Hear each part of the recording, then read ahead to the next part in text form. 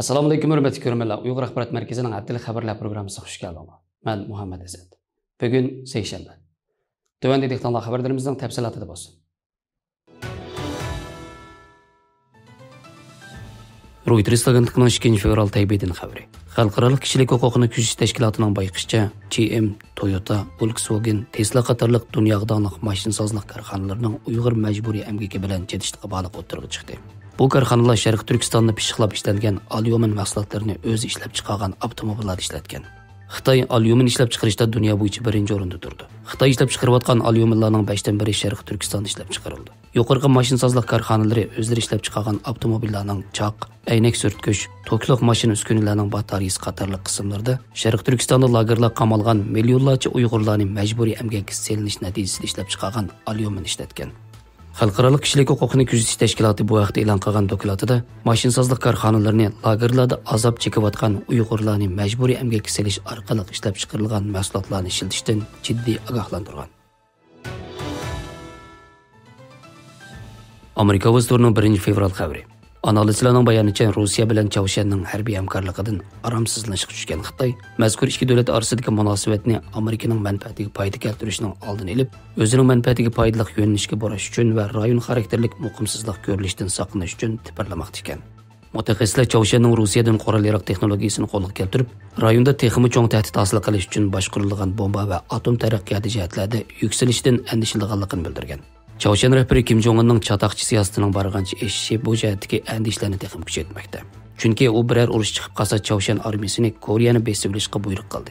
Koreya bilan yarish siyosatini amaldan qoldirdi. Kim Jong-un oldingi yil sentabrida Rossiya prezidenti Vladimir Putin bilan Moskvada ko'rishib, u shu qatorliq ko'rishda Kim Jong-un Rossiyani Ukraina urushi uchun o'qito'g'ri jihat qo'llaydiganligini, buning badaliga Rossiyaning o'zini texnologiyalik yordam bilan ta'minlashni Putin bilan muzokaralashgan bo'lishi mumkinchiligi bor ekan.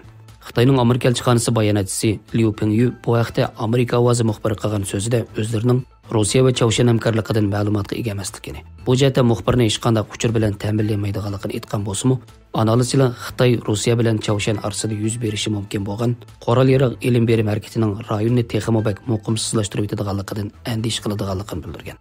Xitoy Chavshanni Amerikaning Koreyada turishliq armiyasiga qarshi to'salg'i bo'lgan davlat deb qaraydigan bo'lib, Beijing Chavshanning hozir holatini saqlab qolishiga kuchmoqda ekan. Chunki navoda Chavshan Rossiyaning ilg'or qurollariga erishgan taqdirda Amerika buningga javoban Koreyadagi armiyasini texmi kuchlantirdi ekan. Natijada Xitoyga yaqin yerda Amerikaning Xitoyga qarshi tahdidi texmi eshib ketishiga sabab bo'ldi ekan. New York vaqtgesining 1 fevral xabari. FBI'ning boshlig'i Christopher Wray chorshanba kuni Amerika Davlat Majlisida maxsus ogohlantirish berib, zo'r ko'lamdagi xakerlik hujumi qo'zg'ash salmog'ini kuchaytirayotganligini. Buningdagi maqsadning Navoda Tayvan masalasida to'qinish yuz berib qolsa, xakerlik harakati orqali Amerikaning elektr torini, neft tuyish turbinalarini va suv bilan ta'minlash sistemalarini palashalg'a tushirib qo'yish ekanligini bayon qildi. Christopher Wray bu so'zni Amerika Davlat Majlisi Xitoy masalalari komitesidagi yig'inda qilgan bo'lib, u so'zida yana monolan bayon qilgan.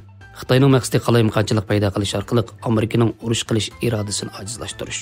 Shundaqla Amerika bilan Jungodan iborat ikki cho'ng davlatning orasidagi o't belgisini hisoblanadigan Tayvan masalasi yomonlashib, oqibatda urush chiqqan taqdirda Xitoy yuqorqidagi xakerlik hujumi qo'zg'ash orqali Amerika armiyasining harbiy o'rnalashtirish manbalarini to'sqinlik uchratmoqchi. Christopher yana monolan bildirgan. Xitoy xakerlar navbatda Amerikaning ul muassasa qurilishlarining o'rnini belgilash xizmatini ishlayotdi. Bu orqali Xitoy Amerikaga xakerlik hujumi qo'zg'ashni qaror qilganda tezdan harakat ko'tib, Amerika xalqiga va Amerika shahar mahallalariga buzg'unchilik qilishga va amaliy ziyonkashliklarni qilishga tayyorlik qilyapti. Amerika xalqiga to'van darajalik zarba berish Xitoyning bu jihatdagi planlarining bir qismidan iborat. Xalqaralıq kişilik hüquqini küzətish tashkiloti organ to'ri 31 yanvar Xitoy Uyg'urlarning diniy faoliyatlarini cheklashni kuchaytirdi mavzuliq bayonot e'lon qilgan bo'lib, bayonotning asosiy mazmuni to'vandikicha. Xitoy 2016 yildan e'tiboran atalmış dinni xitoychilashtirish siyosatini kuchab ijro qilishga boshlagan bo'lib, dinni xitoychilashtirish Xi Jinping rahbarligidagi Xitoy hukumatining yadrolik xizmatlaridan biri bo'lib keldi. Xitoyning mazkur siyosatining maqsadi diniy ibodat o'rinlarida va diniy murosimlarda Xitoy madaniyatini va Jungo Kommunistik partiyasining ideologiyasini aks ettirishdan iborat. 2024 yılı 1 fevraldan boshlab Xitoy hukumati bu vaqtdagi yangidan to'liqlangan belgilamalar bo'yicha harakat qiladi. Xitoyning bu vaqtdagi yangi belgilamalari 2014 yildan boshlab yo'l qo'yilishga boshlagan munosabatlik davlat qonuniy va belgilamalari bilan izchillik ega. Xitoyning bu vaqtdagi yangi diniy belgilamalari Xitoy hukumatining Uyg'urlarning madaniyatini va ideologiyasini bostirishdagi eng yangi urinish hisoblanadi. Bu yangi loyiha diniy faoliyatlarni Xitoy Kommunistik partiyasi ideologiyasi bilan majburiy holda birdaklikka ega qilishni maqsad qilgan. Belgilimiga xiloflik qilganlar turmaga qamalish xatari ostida.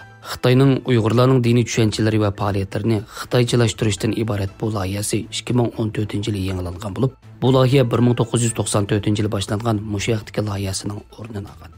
Bu vaqtdagi qoida-nizomlar va uning yangilangan nusxalari Xitoyning Sharq Turkistondagi bostirish xizmatlarining to'xtovsiz ravishda o'zgarib va yangilanib turayotganligini aks ettirdi. Xabarlarimizni ko'rganingizga rahmat. Ko'rishguncha omon bo'linglar. Xayr xo'sh, Allohga omonat.